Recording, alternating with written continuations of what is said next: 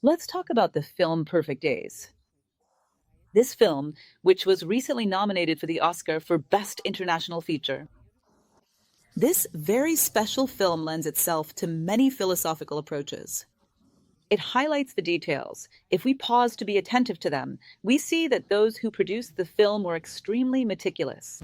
It is essential that those who watch it embrace the same spirit of attention to detail in order to grasp the subtleties and perceive a very intriguing philosophical message.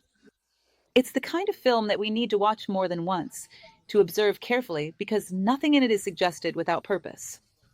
There are many fascinating aspects to be analyzed.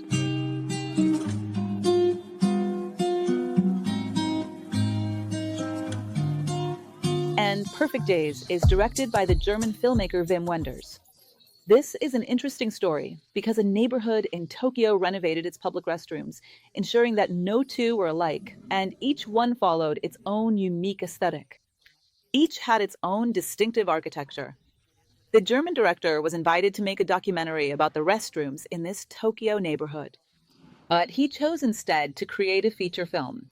And this feature film went on to achieve tremendous success at Cannes and later in Hollywood. In other words, he took this simple theme and created a film of great depth. Wenders himself made some interesting remarks about the film, which I will insert for you throughout this talk. First and foremost, what is perfection? Is it even possible? The first thing we ask ourselves is, what does that even mean? Perfect days? What is perfect in the manifested world? We know that everything is dual. Everything is a blend of one thing and another, as Plato used to say. So, all things have their share of light and their share of shadow. However, there is an important consideration regarding this idea of perfection. What we will do, and you will see how relevant this is the following. Imagine that every human being, all of humanity, has an ideal, or at least should have one. And this ideal, whether we are aware of it or not, is the same for all of humanity. Many times people ask, how do I find my ideal? A simple answer. Are you a human being?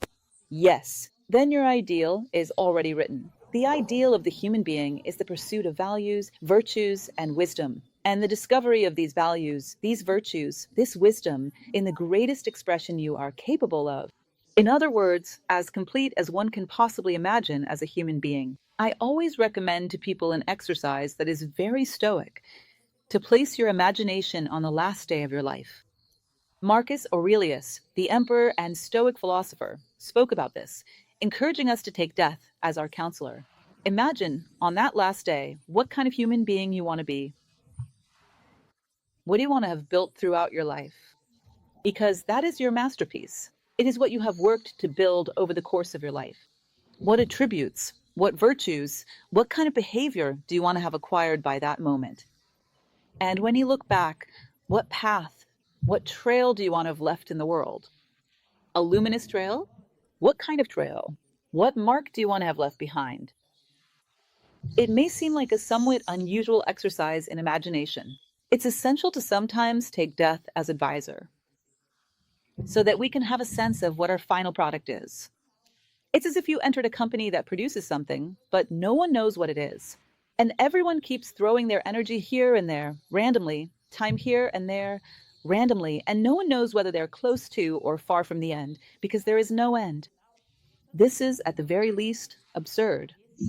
And this endeavor, which is life, it too should have a masterpiece, a final work, where we will, all our expectations go, where we will set our gaze.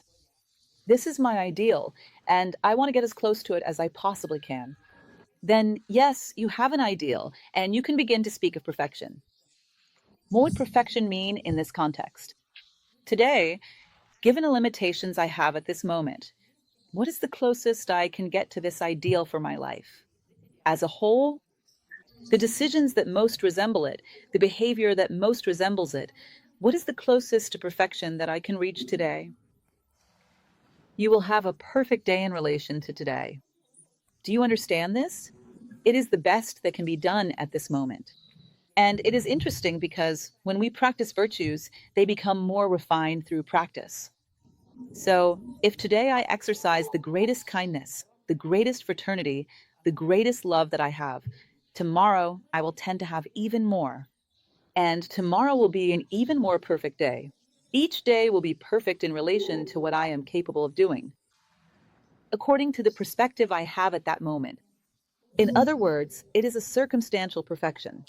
In a world where things are growing or should be growing, each day I do my best. And that is perfect. I have presented here two situations for you to imagine. A beginner who is just starting to draw. Let's say they have taken 1 week of drawing classes. They make a sketch and hand it to a teacher. That teacher can say to them, "What you have done is perfect for a student with 1 week of experience." They can, can't they? It is perfect. Considering the skill that 1 week of study provides, what you have done is the fullest extent of what you could achieve given the time you have had. You could say, for example, that a bunch of grapes is perfect for a 7-year-old child. That bunch fits perfectly in their little hand. But it will no longer be perfect when they turn 8 because they are growing. Yet it meets their needs on this very day. Therefore, it is perfect. So, yes, they do exist. Perfect days. Simply those days when you give your very best toward your ideal of life, but always considering the limitations you have today. And we only reach that ideal by adding up perfect days in its direction. Because imperfect days will not bring me closer, they will take me further away. When I give my best, when I am in what I do. Carl Jung had an expression that I really like to use, which is body and mind together. I would even go a bit further, body, mind, and soul together, in everything that we do, to be whole in what we do, pursuing our ideal to the fullest extent of our possibilities. This is a kind of perfection, not absolute, but a perfection relative to the moment you are living. Therefore, the idea that perfection does not exist is somewhat questionable. We need to consider what exactly we are talking about. All of us can aspire, one day, to overcome a flaw, and all of us can achieve it. This is nothing extraordinary. It simply means giving the best of myself for today. And that is exactly what this film sets out to propose. It shows just a few days, I can't say exactly how many, I don't recall now, days that are absolutely perfect. You don't find a single flaw. You don't see anything that he did carelessly or without intention. From the moment he wakes up to the moment he goes to sleep, he gives his all, striving to be consistent with his values, to give his best in everything he does. Therefore, it ends up being a lesson in continuous effort. We tend to think that a perfect day is one in which we do extraordinary things. Extraordinary things may or may not happen, but that does not mean your day was any less perfect. It may be that a person who practices virtues every day, one day, suddenly finds themselves helping someone in an accident or doing something truly remarkable, and then everyone says, "Oh, what a wonderful human being." But if that random event had never happened, it would not make them any less of a great human being. We have the habit of thinking that we need to stand out to the point where everyone knows our name. We think we have to be famous to have a perfect day. No. What you need are the necessary conditions so that if the opportunity arises, you can do extraordinary things. But this comes from doing ordinary things every day in the best way possible. And this is a principle, a logic for life. It is a purpose that we should all strive for. Well, let's continue. So, the movie begins with the main character, who is an exceptional actor and performs this role very well. Please don't be upset with me if I give you any spoilers, but we will analyze the film as a whole. As much as possible, I won't reveal exactly what happens, but I want to give you a sense of the film's greatness. Every day, he wakes up to the sound of an elderly woman sweeping the street, a sweeper of light. When he wakes up, as soon as he opens his eyes, he immediately sits up. In other words, he doesn't waste time lying in bed. This is something that is often recommended, and soon we will see Helena Blavatsky speaking about this. When you wake up, get up. It is said that the time we spend in that threshold between being awake and asleep, lingering in bed, is very harmful because we do not control our thoughts in that state. You can end up with a cycle of negative thoughts that set a negative tone for your entire day. Therefore, it is not wise to waste time. As soon as you wake up, Immediately stand up. And there is a need here that I find very beautiful and very powerful. I learned to do something similar from my teacher, my mentor, who is the director of New Acropolis. He always liked to have order around him, even if you are alone, out of a sense of respect for oneself. He goes there and folds his mattress, folds his blankets, and places them neatly in a corner, tidy and nice. There was no one there to see this, but he deserves it. Have you ever imagined, for example, a situation where you are in a hotel room and you get out of bed and feel the need to leave the bed made? Oh no, the housekeeper will come soon. Just leave this mess as it is. I met someone who always makes their bed in the hotel, and now I do that too, out of a need for self respect, for not remaining in the midst of chaos. And this character does exactly that, this respect for oneself. He gets up, makes his little bed, and puts it in a corner at the moment of his blanket, of his bed, and I will do. It's a moment when we can't quite say exactly what it is, because he doesn't say, but he simply puts himself in a position, sitting down, opens his curtain, and watches the sunrise. The sunrise is an exceptional spectacle. I remember everyone an occasion when I was in the Amazon, and the boatman took us to the middle of the Amazon River to watch the sunrise. It's something I will never forget. The forest goes wild. The animals scream like crazy. You hear cries from all kinds of different animals, birds, monkeys. Nature becomes euphoric because the sun is arriving. It seems like everyone knows that something extraordinary is happening, except us. This experience is truly impressive. It seems that only humans, so mentally dulled by so many useless things, have stopped noticing that every morning is a spectacle. It's as if life starts trusting you again, places a blank page in front of you, and says, I trust you. Start everything over. Do it better than you have so far. I give you one more opportunity and yet another opportunity. You can rewrite your life on that day in the most perfect way you can. And there he stands, looking out that window, perhaps saying a prayer, perhaps reflecting. And so I brought you a very beautiful passage from a book by Helena Petrovna Blavatsky, the great thinker of the 19th century, which she wrote. A book called Practical Occultism, where she speaks of that person who seeks the hidden side of themselves, their deep self-knowledge, the hidden side of life, the profound understanding of the laws of nature, and the pursuit of self-improvement along this journey. So she presents a series of practices that she recommends for the life of such a person. And there is a moment when she speaks about what to do upon awakening. I found it very beautiful. And I imagine that this man, standing there looking out that window, was doing something similar. We will see what Helena Blavatsky says about this morning moment of consecration. Let's go. Look how interesting this is. A prayer for humanity. Rise early as soon as you have awakened, without lingering idly in bed, half asleep and half awake. Then pray with fervor, asking that all of humanity may be spiritually regenerated. May those who are striving on the path of truth be encouraged by your prayers to work with greater ardor and to achieve success. And may you be strengthened and not yield to the seductions of the senses. In other words, she presents a wonderful way to awaken, which is very similar to what he does. Rise immediately, do not remain idly in bed, and offer a prayer for humanity, and so that you too may grow on this very day, so that humanity may progress, so that those who seek the truth may receive renewed strength on their journey, and so that I too may perfect myself a little more today. A question I always pose to my students, and that I have always liked to ask myself, is that imagination exercises are a wonderful thing because they allow us to visualize situations that we had never stopped to consider before. Imagination exercises are a form of simulated experience, and I have always asked them to imagine something truly bizarre, something quite unusual. Imagine that the genie from the lamp really exists, the one from the Aladdin movie. and you find a lamp and have the right to make only one wish, just one, not three, only one. Would you wish for something for your own personal interest, or would you wish for something for all of humanity? It is very interesting for us to pause and reflect on what our answer would be.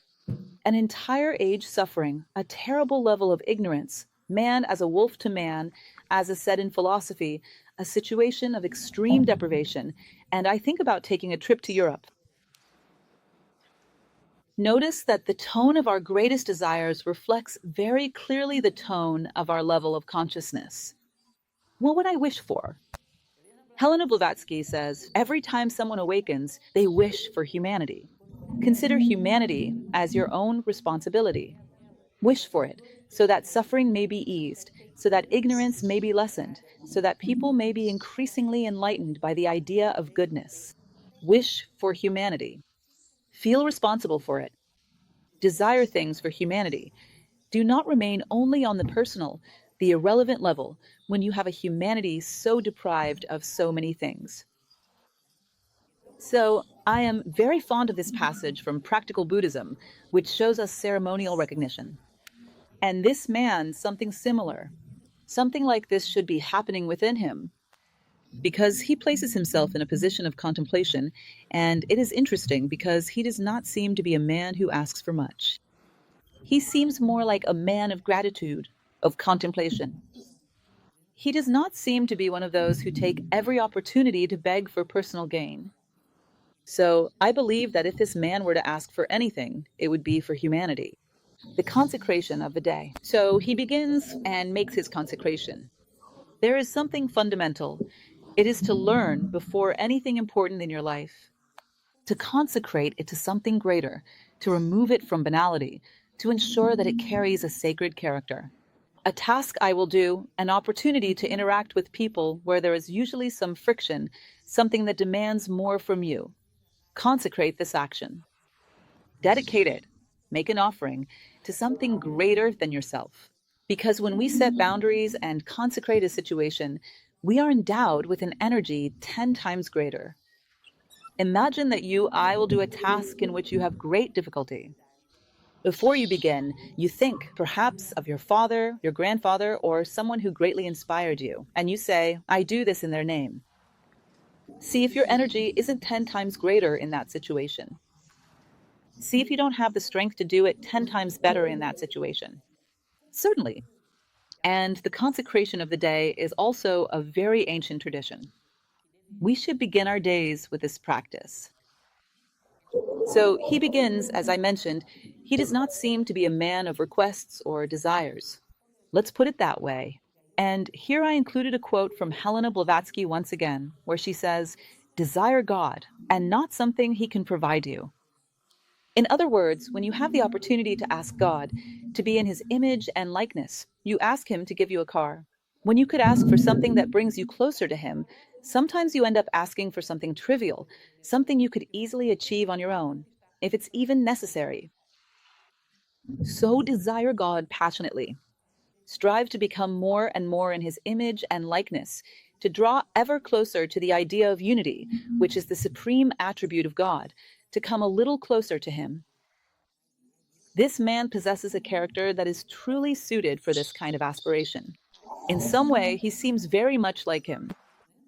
Continuing on, I brought up a passage that the director mentioned, which I found very beautiful and very interesting. It's not really new. Plato, in the Republic, spoke in a very similar way. But I found the director's perspective quite intriguing. I'm referring to Wim Wenders, the German director of this film. He said that he created this main character with the dream of making him a great pacifist, the greatest pacifist he had ever seen in a film. Why? Because he is a man who is completely happy with his life. And he says this habit, this vice that has been instilled in us of always, believing that we need to have more, much more, materially speaking, much more in terms of recognition of our name. Much more fame, much more appreciation leads, at a certain point, to this endless race, as described in the Dhammapada. In order to have more, more, and even more, it ends up that for you to have more, someone else must have less. And there will come a time when you will face someone who is not willing to give up what they have so that you can have more at their expense. And then you will have a conflict. And that is how war begins. And then the struggle among human beings begins. If everyone were content with having what is necessary for a dignified life, a life with the basics of comfort, the basics of leisure, with everything a human being needs, if we did not have such a strong need for recognition from the entire world, if we had the ability to live a dignified life, if we could let go of this addiction to endless material growth, perhaps we would not have so much conflict. Because conflicts arise from the relentless Dhammapada pursuit by some to possess more than everyone else. And soon they will come into conflict with someone who is not willing to lose so much. And before long, this will lead to war, to violent conflict, like so many we see on the face of the earth today. Conflicts of interest, of someone who wants more power than everyone else, wants to have more than everyone else. But in society, we are affected by this urge. Do you have it? Do you want to grow? What does it mean to want to grow? Do you want to earn more? Do you want to be more famous? Do you want more recognition? This is what growth means in our current worldview. If you don't want that, you're seen as complacent. What a life. I want to grow, but from the perspective of being. I want to become a much better human being than I am today. Forgive me, but I truly do. I want to push my boundaries as close as possible to that horizon of possibilities that I have. I cannot accept being limited to the size of what I am. But I mean this from the perspective of virtues, values, and wisdom, not from the perspective of material things. If you need titles or possessions to consider yourself great, then the greatness belongs to those things, not to you. You are great because of how human you are, and that, indeed, is what it is just for human beings to always seek. This race that they provoke within us only leads to more and more conflict. Plato says the same thing. He outlines what a perfect city would be, where everyone would have everything necessary to live happily. Then a young man participating in the dialogue, Glaucon, turns to him and asks, "What kind of happiness is that? Happiness in so little, living with so little like that." Then he said, "Do you want people to have a lot of superfluous things?" "Yes, I do." "All right, then we will give them these things, superfluous things. But from now on, we will have war. From now on, we will have conflicts. From this moment on, human beings project all their ambition onto the material plane and not toward the realm of growing as a human being." And it's true. This character is truly a pacifist. He is completely happy, and he places himself in a very humble life, and he is fully content with who he is. He shows care and respect for his belongings, the care he takes with his work clothes. His job is very humble. He is a cleaner of public restrooms. That is his work. He is a middle-aged man who works cleaning public restrooms. He has a uniform. He takes care to hang up this uniform neatly so that he can put it on. Imagine someone not wanting their restroom cleaning uniform to get wrinkled. What a level of refinement. He hangs it up so that he puts it on so that he looks presentable. When he finishes his work, he goes to the laundromat, washes it, and brings it home in good condition. It seems that everything he owns, because if I seek the ideal, I will strive to do everything in my life, giving my best so that things become ideal. I leave my heart imprinted on everything I do. He is like that. With everything that belongs to him, he goes to the limits of what is possible to do things well. So, his uniform is hung up, well ironed, to clean bathrooms. He puts it on and goes to tend his plants. Here's a photo of him working with his plants. He has a small garden where he keeps several pots. It seems to be a very small residence, a tiny apartment, where he cares for them with great affection, spraying the necessary amount of water on each one. He tends to them before leaving. It seems that everything he owns receives the same attention, the same love, the same care. He is fully present in everything he does. Body, mind, and soul are present. He is whole in everything he undertakes. Once again, he continues to embody these attributes of the ideal man according to the philosophical tradition. Refinement in the execution of his tasks. This is truly remarkable, what he does. When he arrives at his work in the public restrooms, he brings a small mirror because he wants to check that fold the toilet has. Just imagine, we don't even do that in our own homes. That fold the toilet has. He uses a small mirror to see if it's really clean so he can clean it thoroughly. Whenever there's that fold you can't see well, he uses a small mirror to check if it's truly clean. And he does it with great care, always giving his best. It must be one of the cleanest restrooms in the world. I remember this situation from the film reminded me of a time when the top model Gisele Bündchen was interviewed. And they asked her why she had achieved so much success in her profession.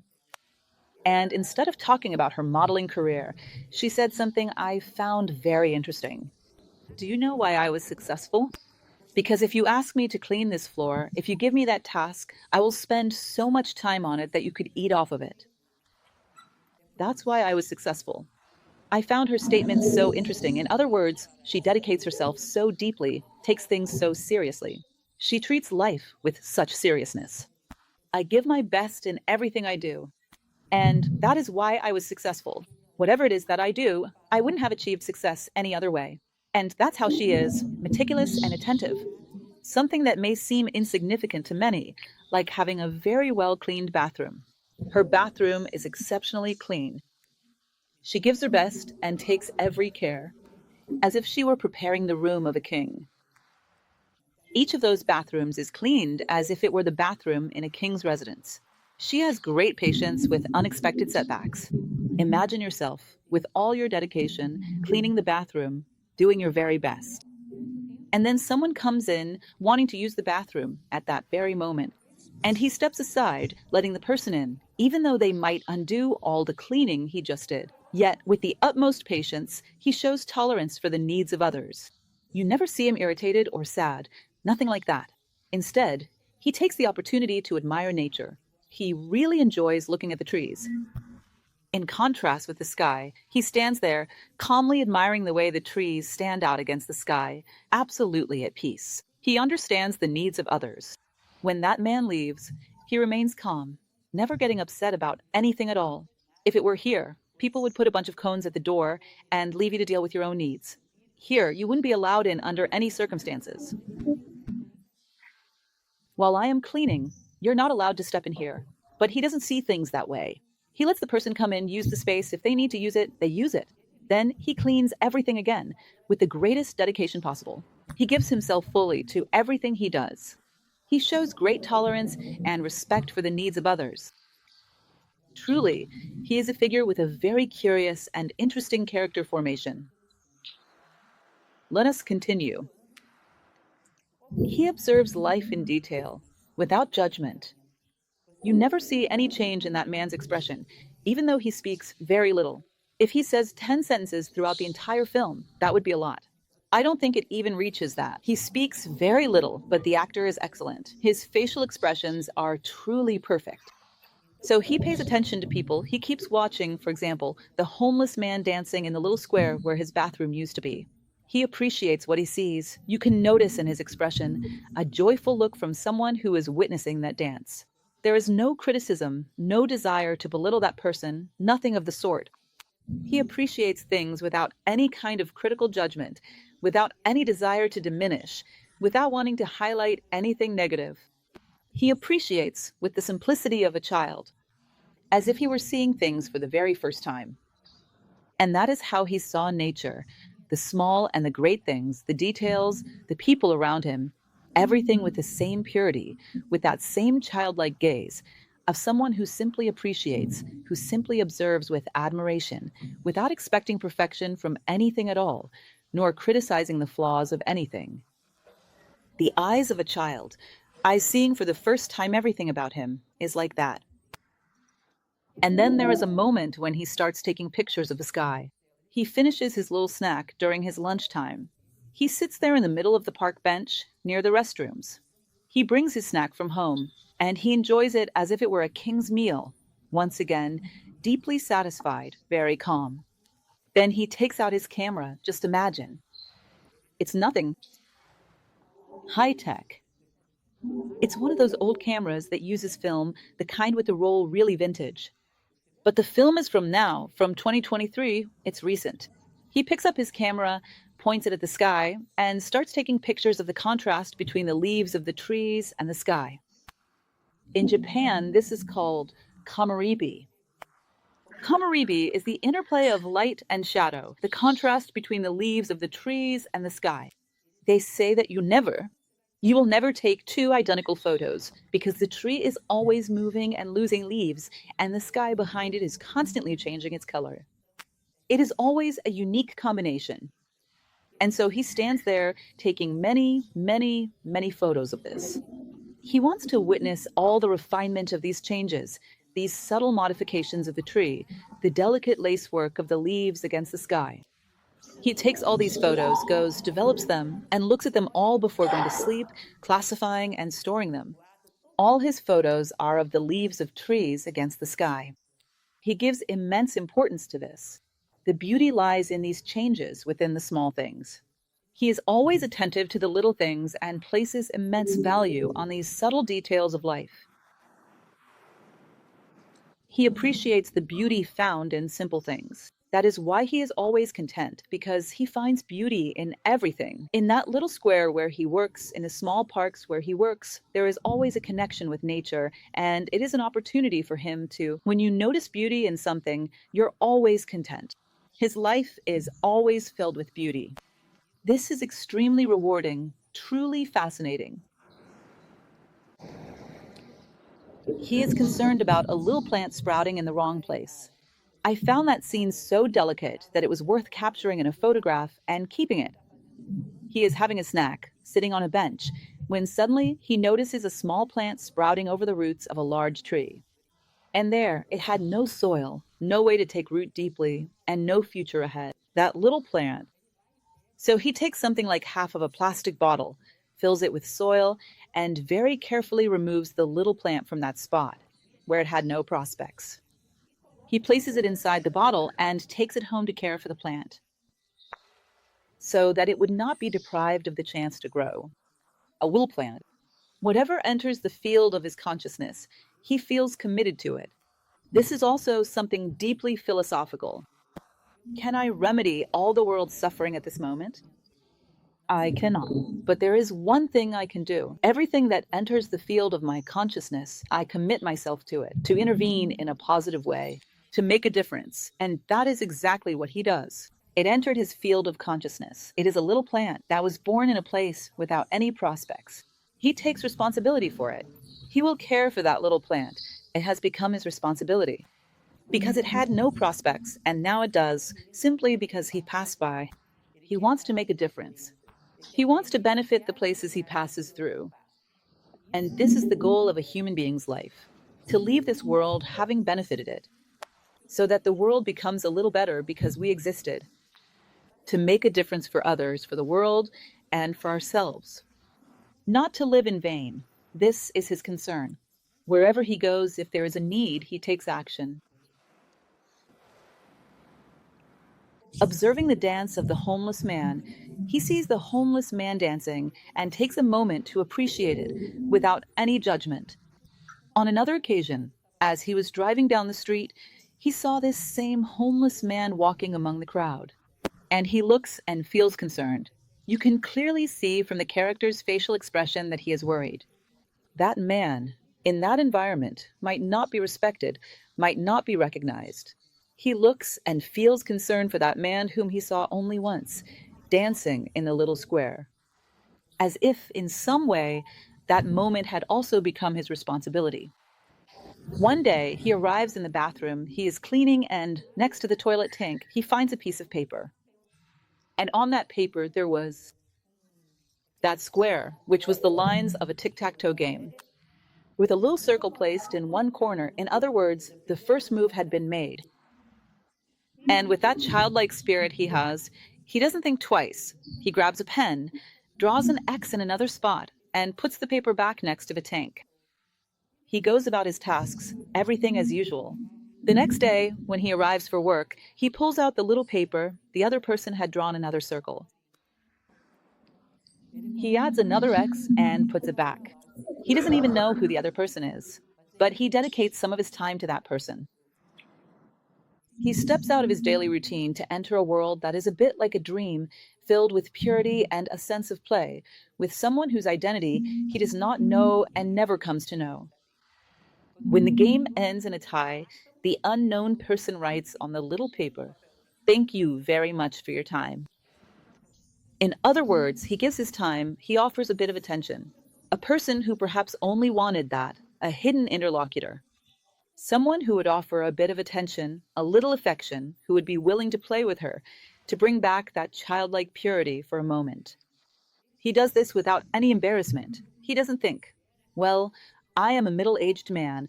I don't have time to be playing tic-tac-toe. He is always open to this playful side of life. In truth, he is a great playful spirit when it comes to life. We will see more of this later on. He leads an incredibly playful life. He always behaves as if he were a child. Marco is a man, but with a pure worldview, like that of a child. What is interesting is that these are the two ends of life.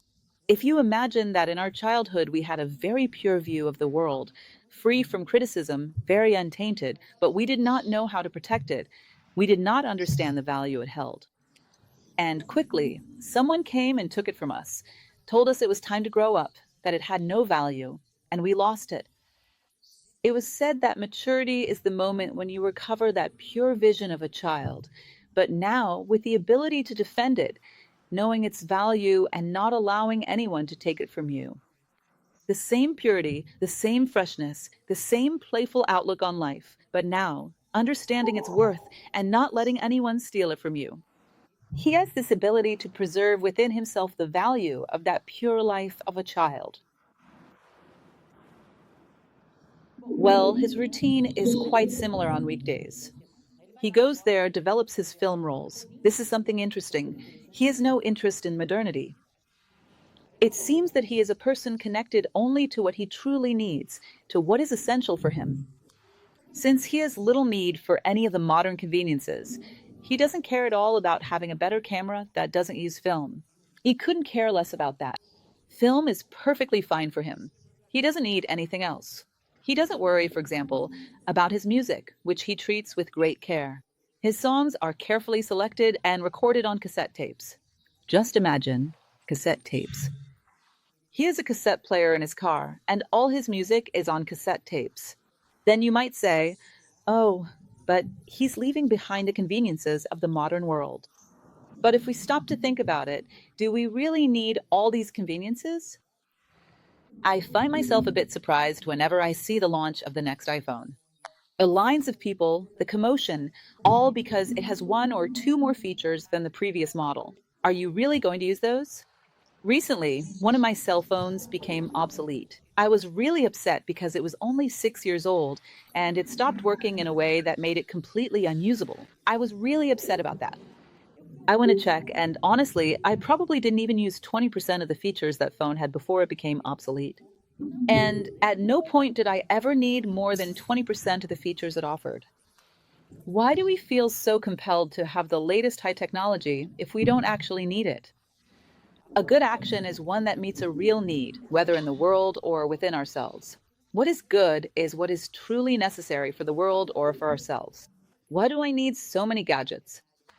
Why do I need to make myself dependent on so many things that I didn't even know existed? He is not interested in anything that lies outside his circle of needs. So he is extremely conservative. It's a camera, a roll of film, and his cassette tapes with his music. Carefully selected. Very interesting, because the songs practically converse with the film. Speaking about the dawn of a new day, speaking about nature, the songs are very well chosen and interact with the film.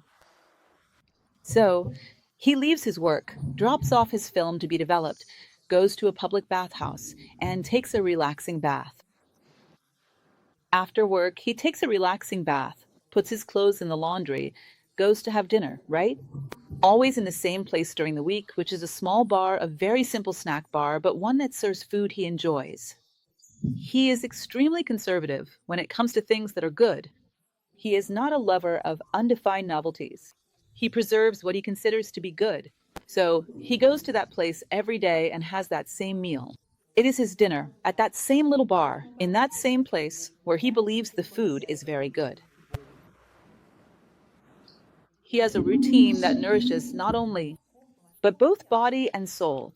He is always surrounded by things he considers good, beautiful, and necessary. He maintains a routine that is mindful of nurturing both body and soul. And he possesses a peace of mind that we can clearly see is the greatest human happiness one can perceive. Peace of mind, being at ease with oneself, having everything one needs to be happy, always seeking a little more beauty, a little more goodness. These are the quintessential human attributes. Thank you. Always having an inner ambition for growth rather than an external one. I brought this story because I thought it would be interesting to remind you of it. It is an Eastern tale that tells of a man who was a master, a very wise man, who was walking with his disciple. And this man, the Eastern master, wore a scarf around his neck, as is common in these traditions. Then, it is said that a street thief came by, snatched the scarf from his neck, and ran off. And his disciple said, I will run after him. I will get your scarf back. He said, No, let him be. He only wanted a scarf. I could have given him so much more. And he only wanted a scarf. I imagine a man like this. People only wanted him to clean the bathrooms when he had so much to offer humanity, so much to teach, such a wealth of life. But if we will see to learn something, we often go after someone with a label of greatness and not, at times, after those people who are truly great in their simple lives, who carry so much within them. He had so much more to give, yet people wanted so little from him. This ceremonial aspect of life is very interesting. For those who have read Confucius, the Analects, he speaks about this often. A ceremonial in which everything that needs to be done is carried out in the best possible way, leaving nothing lacking. And even within his own solitary little life, he maintains a kind of ceremonial. He has his coffee. He sets aside coins so that when he leaves his building, he can go to the coffee machine and get his can of coffee. And he goes to work drinking his coffee. At lunchtime, he stops everything, goes to the bench, has a snack, takes pictures of the sky, enjoys his meal, as if it were the best thing in the world. You don't see any criticism from him that things could be better or that he could be eating something tastier. He savors what he has as if it were the best thing in the world. At night, he goes and prepares his dinner in the same way. On weekends, he has a specific restaurant that he goes to every weekend, which he considers to have good food. The environment is pleasant, the people are friendly, and he goes there regularly. He follows a ritual of life, even with his solitude, and despite all the simplicity of his existence. He maintains a ceremonial routine that, so often today, we fail to appreciate. Sometimes we are in a much better position to maintain a ritual in our lives. When lunchtime comes, one person is at the table, another is in front of the television, someone else is snacking in their room, and another is on their phone. We do not value these ceremonies of life, which Confucius considered so special, and they truly are. Moments of togetherness, moments of communion, times when you should remember that you are nourishing more than just your body. You are also feeding your soul, reflecting on your day up to that point. These are moments of elevated consciousness. They are the daily rituals of life. And he, even with such a solitary life, still maintains all of his rituals with care and intention. He keeps his breakfast, his lunch, his dinner. He maintains these rituals. He could have chosen a chaotic life, eating whenever he pleased. But he preserves his schedule, upholds his life's rituals, all in order at the right times. He is in his own company, and that is enough. He is accompanied by his own consciousness, and that is a more than worthy companion. Therefore, he deserves to honor all the rituals of life. Being with oneself is something very special. It deserves all the rituals of life. And he does this punctually, with consistency, and with utmost seriousness. He fulfills the ceremony of life. At a certain point, a young man appears to work with him on the other shift. On the shift he leaves, the night shift begins, and a completely scatterbrained young man comes in. And you notice that he is strict with the young man, tries to discipline him, tries to speak firmly, but at the same time, He is sensitive to the needs of the scatterbrained youth. The young man wants to win over a girlfriend, but he has nothing to offer her. So he asks to take his girlfriend out in his car, which was a car he only used for work. And even though he is strict with the young man, wanting to educate him and all, he lends him the car, going along with them. So the young man sits in the front with his girlfriend, and he sits in the back seat. He watches the girl fiddling with her cell phone, full of features, and watches them as they play with his cassette tapes. He sits there in the back, keeping an eye on everything, but still lends them the car. He has a deep understanding that he must educate. With the young man, he needs to be strict so that he can improve. But at the same time, he has a profound understanding of the young man's needs, recognizing that he is just a youth and does everything possible to help him. A young man so scatterbrained that, at a certain point, he ends up quitting his job and leaving him to work a double shift, spending an entire day at work. But while he was with him, he gave his very best. He sought to educate him, to support him in his genuine ambitions, like having a girlfriend, which is natural for his age, and he tried to help him in the best way possible. He educated him, supported his dreams, and did the best he could while he was in the company of that young man. Then the weekend arrives. At some point, not shown in the film, his niece runs away from home. Up until then, we know nothing about his family, and the film says very little about it. But the girl comes, runs away from home, and goes to stay with him in his tiny apartment. He lets her sleep in the place where he usually sleeps, and he goes to sleep in another room, I don't know where, maybe the kitchen, somewhere like that. It's a very small place, and she accompanies him to all his activities. She seems to be a girl who had a very comfortable life, a life with many privileges. She looks at him living that simple life as a bathroom cleaner. At first, she feels a bit embarrassed, but then she begins to develop admiration and respect for him, for the way he does things, for his attitude, for not being ashamed of anything at all. He does everything with the greatest pride in front of her, as if he were alone. He shows her what he does, without feeling intimidated by being a bathroom cleaner. And she ends up admiring him precisely because of that. He doesn't seek out his sister when she comes to visit him, because she is coming to take her daughter back, arriving in a very fancy car at the door of his apartment to pick up her daughter. She asks, "But is it true that you clean public restrooms?" And he, absolutely delighted. I clean public restrooms with a smile on my face, and she begins to cry. What a terrible thing. And he, looking at her, wonders, why is this woman crying? Because he absolutely could not understand what there was to cry about in a situation like this, since he was a professional who was happy with what he did. He did his work in the best way possible, and he was proud of it. He doesn't even understand why anyone would consider this undignified, because the dignity he brought to everything he did was not something to be pitted by anyone. This was completely outside his frame of understanding. He doesn't seem to understand when his sister feels sorry for him. You notice that at a certain moment, his sister hugs him, and he cries. She talks about their father, who no longer recognizes his children, and he cries. She leaves, and he stays there for a while, crying. From the impression given by his sister's car and her comfortable life, it seems he came from a family that once lived in comfort. And therefore, he had the opportunity to compare these two ways of living. Contrast generates awareness, doesn't it? He probably once had a life with many possessions. He was living that life right there.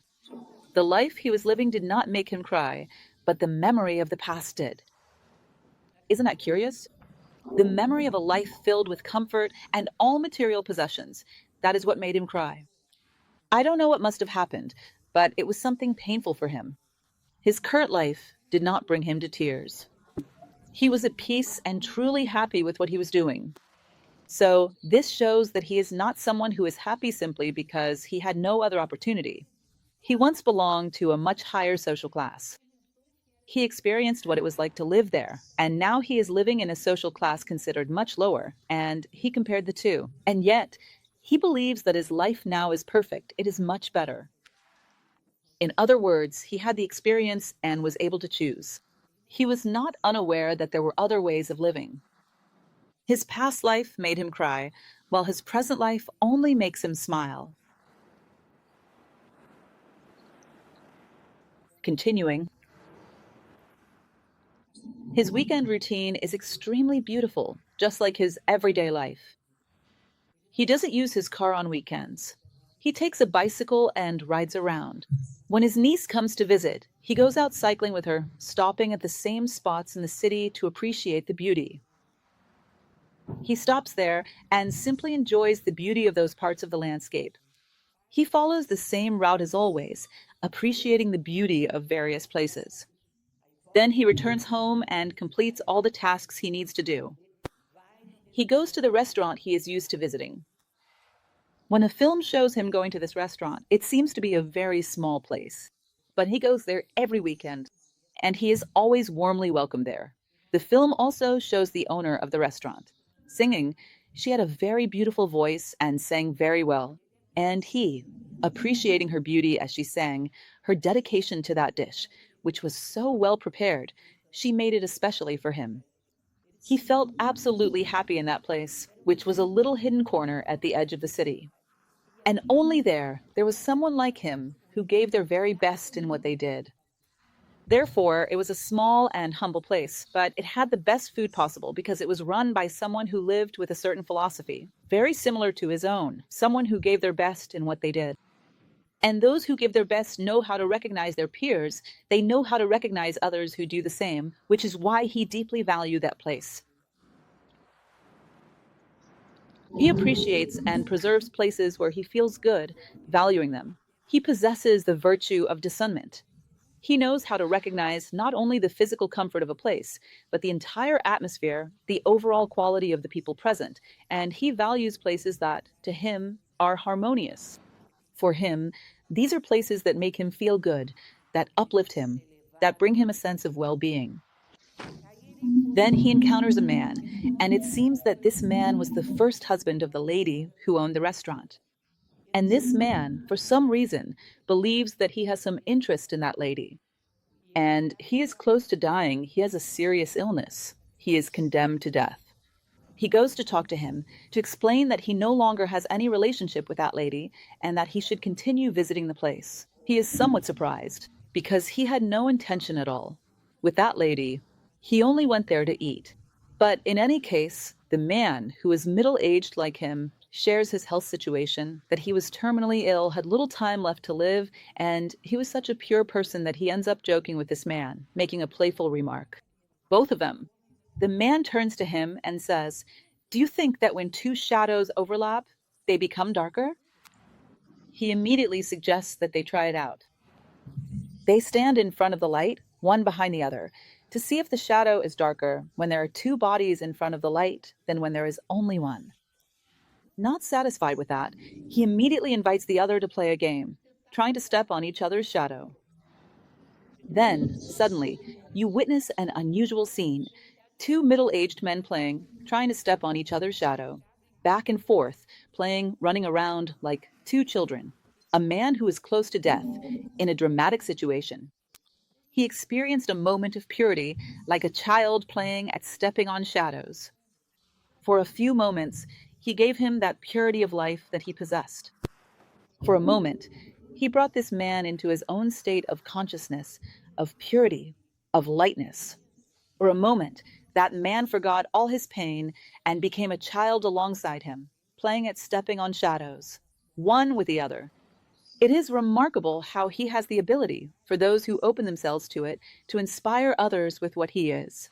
Because that man, just like him in that moment, was simply a child having tremendous fun. And for those moments, all the problems ceased to exist. In other words, a contagious purity, a purity that can be passed on. This interaction is truly beautiful. In philosophy, we talk about this a lot. Imagine that you're walking down the street and you run into a friend. You have a conversation, maybe just an acquaintance, you talk for 2 or 3 minutes, and then each of you goes your separate way. How does your awareness feel after this encounter? And what about your friend's awareness? Is it more or less elevated than it was before the meeting? In other words, are you a positive influence in the lives of the people you encounter? Because it is through these kinds of encounters that life is shaped. If I am being a negative influence, if people leave with a diminished awareness after meeting me, there will come a certain point when I might conclude that it would have been better if I had never existed, that I have only taken away from the lives of others. And of course, this is something absurd, something no one would ever want to realize. You pass through people's lives and leave them better than they were before, with a higher awareness, with the opportunity to experience a moment of elevation toward things that are pure, clean, and good. This means you are making a difference. You are not living in vain. You are being a positive force, someone who adds value. Is there anything more beautiful than someone coming to you and saying, "Thanks to you, I overcame that problem. Thanks to you, I am where I am. Thanks to you, I achieved everything I have accomplished." What does this mean? It means you were a positive force in that person's life. You did not live in vain. And what about the opposite? When someone says, "In spite of you, I achieved the things I needed to achieve." In other words, you were a subtractive force. You got in my way. You hindered me. And despite you, I managed to accomplish something. Of course, this is not desirable for anyone. And what he demonstrates is this ability he possesses, so simple, so unassuming, with such a modest life, to elevate the consciousness of others, even in the most dramatic situations, like the situation of this man. He had this ability, even though he was seen by society as someone so simple, as if he had nothing to offer. And in the end, as the film concludes, what happens? A new day begins. I am giving a spoiler. I'm sorry for those who haven't watched it yet. But it's better for you. Don't expect that something very different will happen, because otherwise you'll be disappointed. Nothing different happens. He gets into his car and goes to work, and he very carefully chooses the music he wants to listen to, the one that will elevate his consciousness. And then he goes, and you can see it on his face, the actor's. He is very good. As he looks at things, you can tell he is concerned about one thing, noticing another, fully aware of everything happening around him on his journey. And he hums along to the song playing on his cassette tape. It's a song that speaks of another day, of another tomorrow beginning, of another journey. He ends in a state of happiness identical to the one he began with, living his simple life, yet perfect in every detail, perfect in everything he is able to reach. In other words, it is a demonstration that perfect days are not impossible. It is a very refined film in the sense that it brings together various philosophical and relevant observations about what an ideal life would be, committed to benefiting the people around him, to being a positive influence, seeking not to have excessive material ambitions, striving to care for the well-being of others and the whole, aiming to make a difference, seeking to give meaning to every act in his life, always offering his best. And he is a living example of this. He is alive. He is participating in life, in everything that surrounds him, down to the smallest details. I find it fascinating how he looks at those photographs, those skies with little plants, those tree branches. We, impatient and anxious as we are, wouldn't have the patience to look at those photos for even a minute. To us, it all seems the same, all just alike. But he looks, he sees the differences, and he truly appreciates and enjoys it immensely. The fact that a scene in nature never repeats itself. He is aware of this, and he strives to be present in all these scenes of life. He seeks to give his best in each of these moments. As I was telling you, he could teach even more, without a doubt. If he had someone by his side who wanted to learn, he would have so much to share. He possesses many qualities that are quite different from the ordinary person. He has a strong sense of individuality, because if he were just an ordinary man, none of these things would be possible for him to do, since no one does them. What is common, what is everyday, is not to be like this. Therefore, he has a very strong individuality. He knows who he is, he respects himself, and he has a powerful sense of identity. He respects himself and does not allow anyone to take that away from him. He would have so much to teach to anyone who truly wanted to learn. But society, unfortunately, is not very interested in this kind of learning. We will see technical knowledge that will bring us more income or more fame. We do not seek human lessons that would make us better human beings.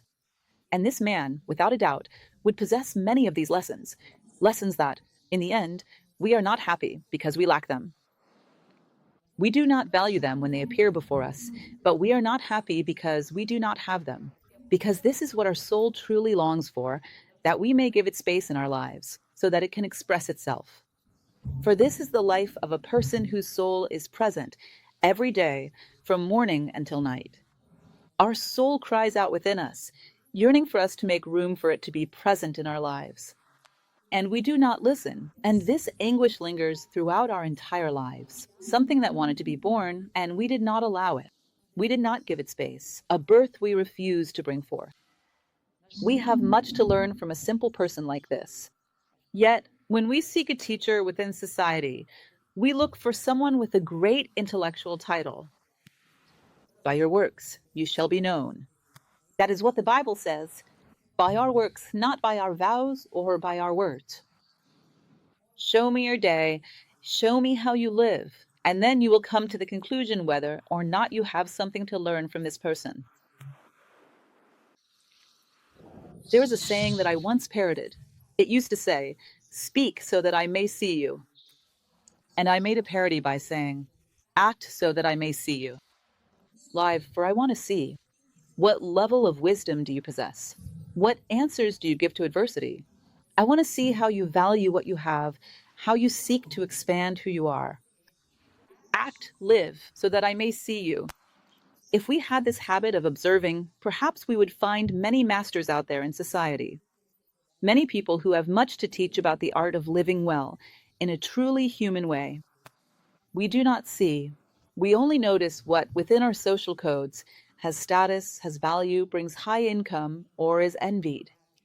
Sometimes, I don't know if this has ever happened to you, but there are people whom the whole society envies for their status, for their wealth. Then, when they are interviewed, you watch that interview.